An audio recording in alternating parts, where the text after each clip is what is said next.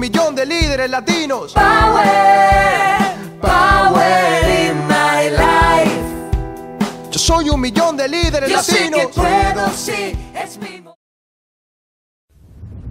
Hey, it's Tony Robbins. Listen, I'm here today to talk to the gentlemen in the group, but in case any ladies are watching today as well, here's my question for you ladies. How many of you cannot stand a man who can't make a decision? How many of you cannot stand a man who, at one point in the relationship, he's there for you, and now he doesn't feel present at all? How many can't stand a man that can't tell you the truth? And now that I've stirred up the ladies, this is really a video for men. So gentlemen, I know you know there's been women in your life who have felt in the beginning so much passion for you. And then gradually, you guys seem to drift apart and you love each other, but there isn't that same aliveness, that same sensuality or sexuality or excitement together. And a lot of men think that's women that creates it. I would argue to you, gentlemen, that if you and I take responsibility and we dig underneath and we understand what the triggers are that make women turn off, then we can turn them back on, and not by some stupid technique, but by the thing that affects most women the deepest, and that is your presence. Most women are starving for a man who's present. What does present mean? It means the man who is right here with me 100% right now. His mind isn't doing 20 other things. And I know, gentlemen, it's hard to be present when a woman is talking to you and she's talking about so many things so quickly very often that don't relate, because a woman's brain has something called diffused awareness. It means they take in everything all at once. It isn't multitasking. It's literally transitioning, not even transitioning, experiencing multiple conversations and people at one time, whereas men tend to focus on one thing at a time. And when a woman starts doing that, most men's brains click in and they try to focus on one thing they can handle, and they're no longer present. If you're in your head and you're not connected to that woman, she doesn't feel that presence. And presence is what opens a woman. Presence is what causes a woman to open to you sensually, sexually, emotionally, her heart, her soul, the whole 9 yards. Ladies, correct me if I'm wrong. There is nothing more powerful than presence when there's real love involved. So, and often women will respond to a man who doesn't even love them, but who's present for them, where they feel like there's nothing else in the world but me right now. And gentlemen, you know how to do that when you're in the zone in sports. You are so present. When you're in the zone trying to solve a problem, you were so there.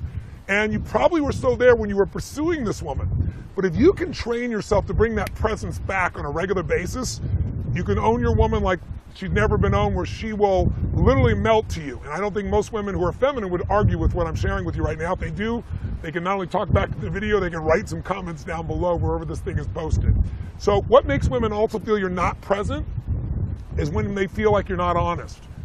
And most men are truly honest, but they just don't want to deal with what they call the shit. That must be the technical term, right? The shit they get for telling the truth because she disagrees about it. And men get worn out by words. Men were happy to resolve it, but then finally they'll just say, yeah, okay. When you say, yeah, okay, and it's not really okay with you, you're not present. So she gets even more animated.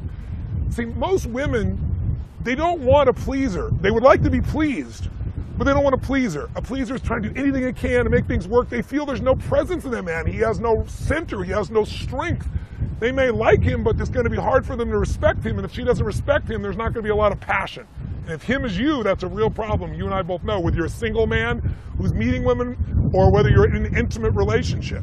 So I thought maybe what I'd show you is one example of how women perceive dishonesty, as men perceive it as just leaving things out so they don't have to deal with more challenges, and how to deal with it differently. And I can tell you that verbally, but it might be better to witness it. We were in Hawaii recently, and there was a gentleman there sharing with us that he has so much difficulty just dealing with his wife. She wants him to do things like do the dishes. And he says, I run a business, and if I don't do the dishes, she doesn't feel like I love her. And I said, well, then why wouldn't you just do it at times? He goes, I do at times, but it's like every time. And so she'll ask me, am I going to do dishes? And I say yes, and then I don't do it. And then she gets mad at me, and I said, yeah, because there isn't anything authentic. I said, why don't you play your wife right now, and let's talk about whatever she's upset about, and I'll just be me, but I'll be you. In other words, I'll be myself if I was you.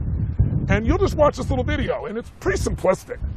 All I basically say is, no, I'm not going to do it.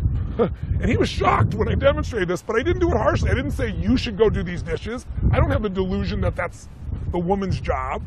I just said, I'm not going to do it. This is the higher priority, but I also don't think it should be your problem, and I'm committed to working out a solution, but I'm not going to do this. And there's some things that you probably don't want to do. I don't want you to, let's work this out.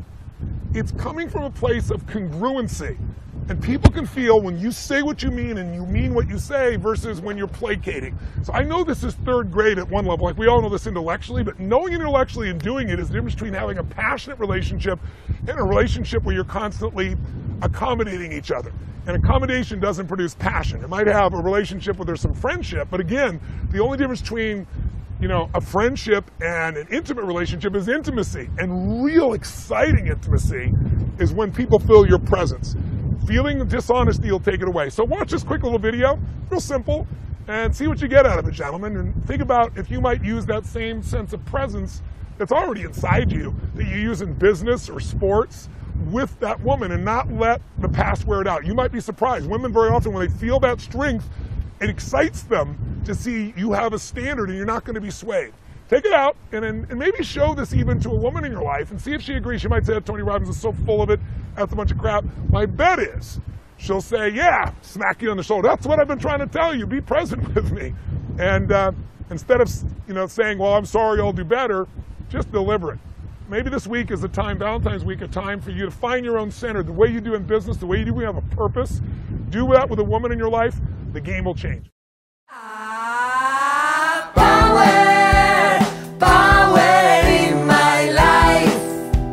Yo soy 1.000.000 de líderes latinos. Power, power in my life.